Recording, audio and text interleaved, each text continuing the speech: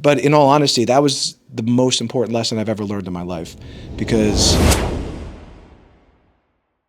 How do you handle setbacks and failures, both on the mat and also in business life? like I think people tell you this all the time, right? When you have like down times, when you have like a bad day, just think about the good things and the positive things in your life, like what you're grateful for. But also, you need to like shake things off, right? Like what did Ted Lasso say? You have to be a goldfish, right? Short memory. You just got to forget about it right away. I tell my son that every single day. Every time he has like a bad practice, he's a soccer player, not a wrestler. But every time he has a bad practice, or this kid made fun of him, or I always just say like, be a goldfish. Got to forget about it. Just let it just roll right off you. I think when it comes to business, and I'll tell you a little bit of like story about us here and like how we kind of created this club. I was like young and naive. I graduated from Michigan. In 2007, I worked in the financial industry at Morgan Stanley for a couple of years, and then I'm like, all right, I'm going to do this wrestling thing. And I was an All-American. I was already working privately with a couple state champs, so I thought I was like Mr. Big Shot.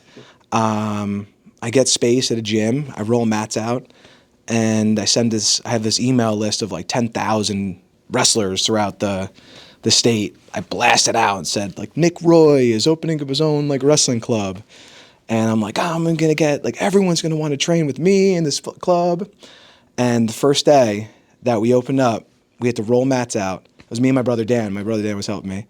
And I rolled the mats out, and not one person showed up. So think about that, right? So you start your business. You're Mr. Big Shot, right? Like, oh, I'm just an Division I All-American. You roll mats out. You open for business, and not one kid shows up on the mat. How crazy is that? But in all honesty, that was the most important lesson I've ever learned in my life, because, in this world, you have to be, humility is, I think, the most important trait that you need. But also understanding that no one owes you anything. You don't deserve anything. You have to work for everything that you get in this life. And then as you grow it, right, you do diligent practice day in, day out.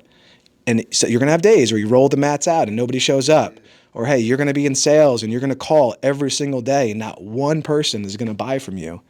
But, I think as you hone your craft and you build a good reputation and you build your name in the space, you grow it, right? So people need to build trust in you, right? They have to say, does this person in a wrestling club, do they have the best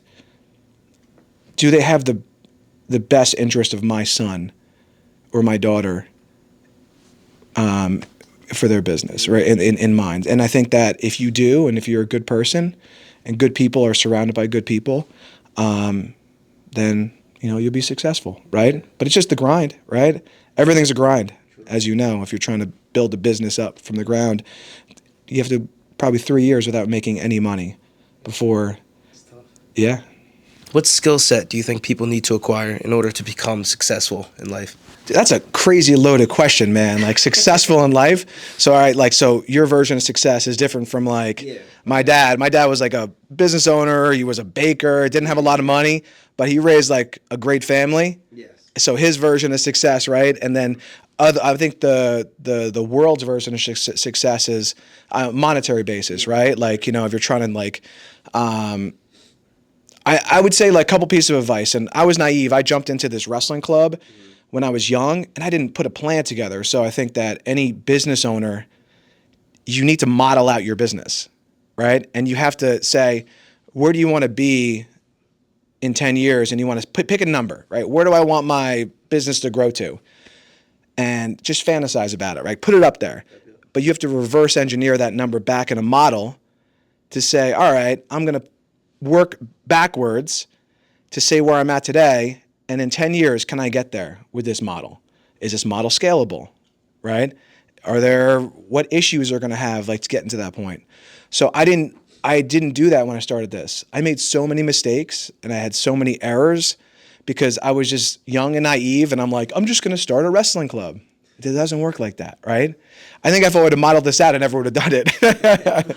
But you're at a point where I've been around some really successful business people, and it's about the model. People pay tremendous amounts of money for a franchise, like a Jersey Mike's, for example. Their model is crisp and clean, and it's awesome, right? I've got friends that work for them that own stores, and that's a business model, right? So make sure if you're going to start a business, make sure you have a plan and make sure your model is going to work before you decide to put your whole life into it. The service industry, which you're in, right? So you're in the service industry where you actually shake hands with people and you build relationships. That requires a lot of time, right? Commitment. I mean, these customers, but also there's that, like, say for the app, right? If you're trying to build a consumer electronic consumer good business, how are you going to create that long-term value of a customer by not being face-to-face? And there's some smart people out there that figure out the UX, the UI of whatever that specific product. Yeah. What's the UX messaging and UI? User experience or user interface. Okay. So of a specific product that you're going to go through. Yeah. Yeah. For Attack, the app that I'm a co-founder in, it's a completely different business than the business that we're running here, right? This business requires a lot of relationship building, right? Building solid relationships with people that give you their trust to train their child, progress, and have them hopefully go on to get a scholarship or become a good human being, right? That's kind of the goal. I think on the app model, right, you got to figure out a way to pull in emotion so somebody downloads your product, number one, purchases your product, number two, but then keeps using your product, number three. It is the hardest thing that I've ever, there are people out there, there are so many intelligent people that I've talked to on this process. And from the digital landscape, how to create emotion within a product and messaging to get somebody to buy in, right? So that's tough. It's tough. But if you're trying to build a brand, that T-shirt you're wearing, those jeans you're wearing, my shoes, right? You have to build some level of connection to me to buy this brand, right? Like, if someone's like, oh yeah, like this shirt I saw somebody wearing, I thought it was cool, so I bought it. But it's not. I don't have a connection to this brand. It's more, but there's people that have legit connections. The number one company that I would tell you to go look at, their marketing and the connection that they form between their customers is Yeti. Watch Yeti stuff. Watch what they do. Watch their marketing. Watch their messaging. Everything that they have is spot on. So whoever's running their marketing is a genius. So, that's. I'll give you one example, but there's tremendous amount of examples. It's not just like I'm going to set an ad buy at $1,000 a day, and we're gonna let it run, and we're gonna get X amount of dollars. There needs to be crazy amount of strategy that goes into it. So we can have this podcast for another 5 hours to explain it to you. I don't know it all, right? I've just been in the game for a little bit, so I know what's out there. And another piece of advice: partner with experts and professionals that have done this before, because if somebody has never done it before, they have no idea how hard it is to build a business, to build a brand. You need a level of expertise, and there's more that goes into it than just a social media post. There's deep strategy and psychological strategy within messaging, and then ad buys, and then retargeting. There's so many things that you need to learn, or to be able to grow your business, to scale up. But the whole Attack thing, that's a hard business, right? It's a very difficult business it's easy, not easy, but to get the customer to download the app and pay. But how do you provide a level of value where they keep purchasing your product month over month, right? So Netflix has a 98%, 95% year over year retention. Wow. Think about that. That's insane. Right? 95% year over year retention. People are just paying for it and they never cancel. Forget about it. Well, no, they're using it, right? So there's the moment you want to cancel, that show comes out, you're like, God, I can't cancel this thing. but they know, right? It's perfect. So that business, the service industry is just being a good person, taking care of people, treating people right. Good things happen to you. That business is just it's next level, you know. What's the most profitable industry that you think is going to grow in the next 10 years? I'm open for advice. You tell me. I don't know. Everyone says like do what you love and follow your passion. I think that's like a little bit, I don't know, cliche, right? I don't think that it's good to follow what you love, and if you're like the best at what you do, you're going to be successful. I just think that taking the time to plan out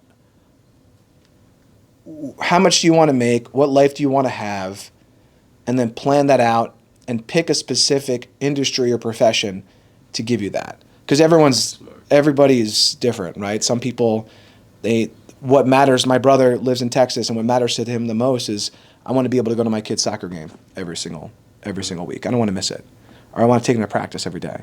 So I built a business that I'm able to manage and hire people to run so I can do that process, right? I can spend that time with my family. If you want to being an entrepreneur gives you the most flexibility, right? So you own your own business. You can in essence, set your own hours and make those decisions. But for a profession, I think sales, right? Like if you're in this like a sales profession, that you can. It's almost like being an entrepreneur, but you can, build your book of business, and you can grow as hard as you work, right? Or as your network grows, your net worth grows. Exactly. So on the sales side, and whatever you sell, the more expensive things you sell, the more money you're going to make, right? So pick the sales profession depending on your connections or your expertise. That if you're going to sell vacuum cleaners, or you're going to sell houses, or commercial real estate, or technology services, right? Mm-hmm. So there's always there's levels to everything. So it just depends on the person, right? Everyone's different. Yeah. What would you say was your biggest accomplishment in your whole wrestling career?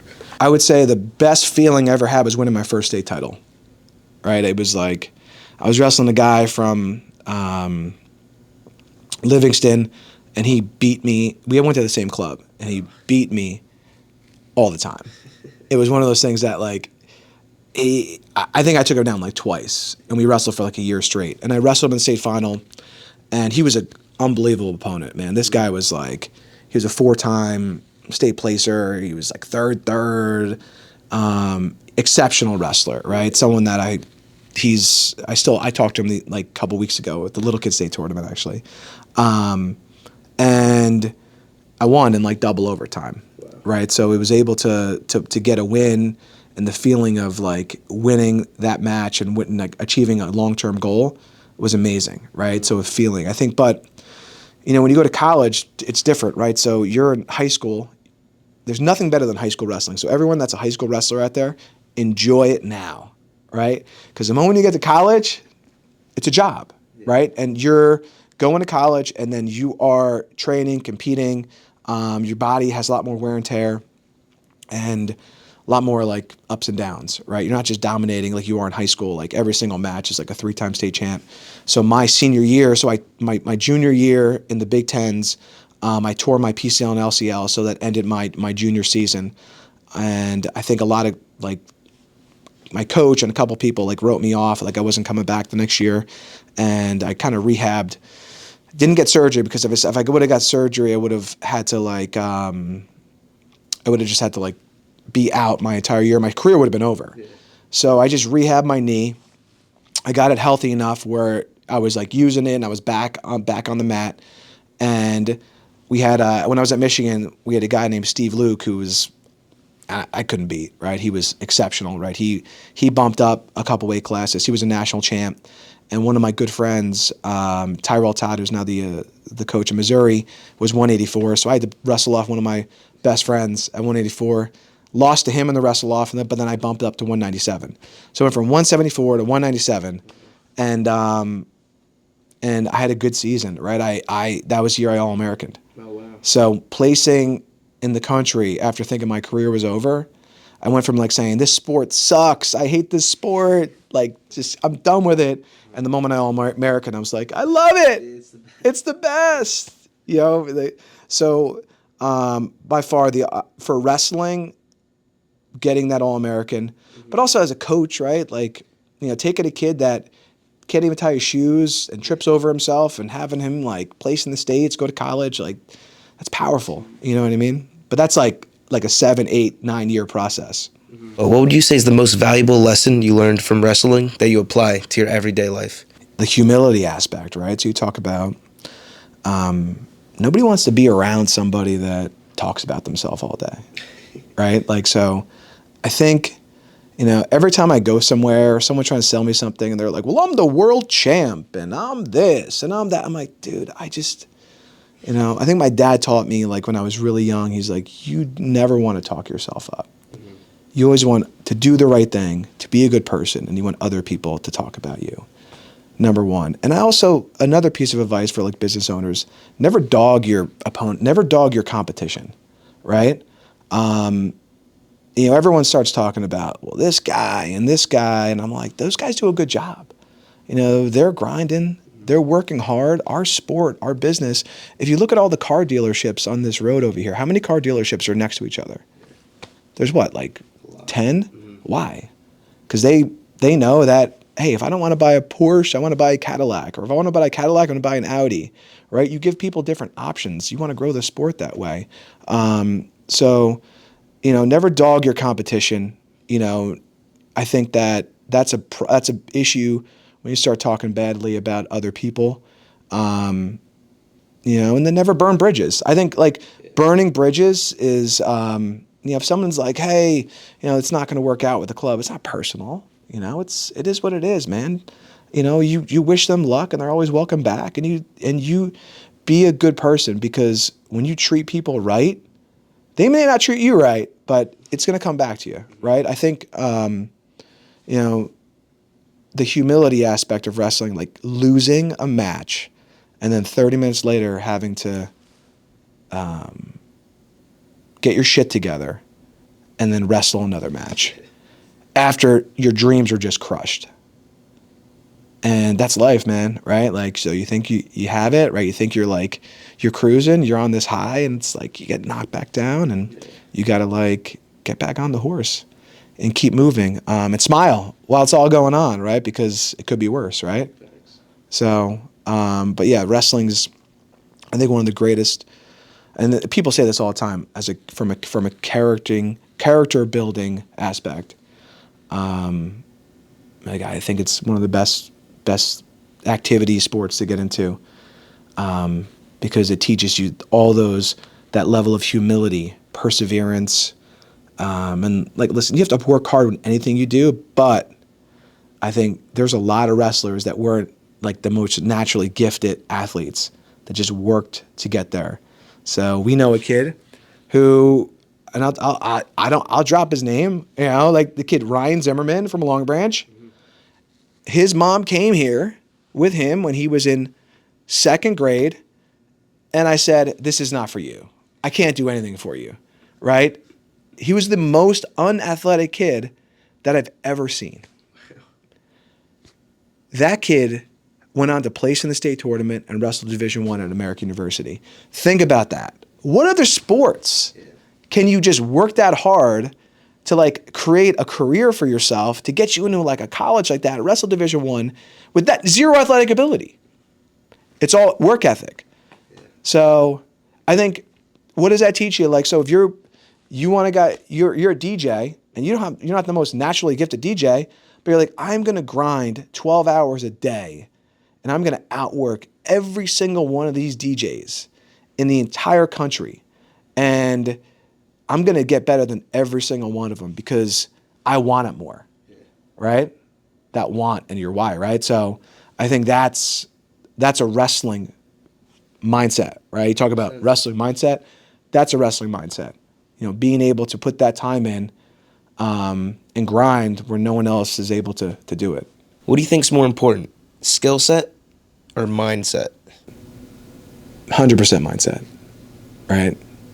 So one of my co-founder for Attack, this guy Brian Heller, right? So Brian was a coach of Rumston for years. He was an engineer, and he was a parks and recreations major at Penn State. Think about that. Parks and recreation major at Penn State. And this dude had a mindset that I'm going to be the best product person that has ever existed, right? Technical product. And what he did was he taught himself within 4 years, 5 years, just through just pure grit on how to be the best product from a technical level that I've ever seen. And his knowledge and what he's taught him, he's grinded to learn. And I think he's on such a high level for his profession and like what he does. And he didn't go to school for it, right? But he had a mindset where I want to be the best chief technology officer ever. And when I tell you, like, I've never met someone that works hard, he has a mindset like, I'm going to grind.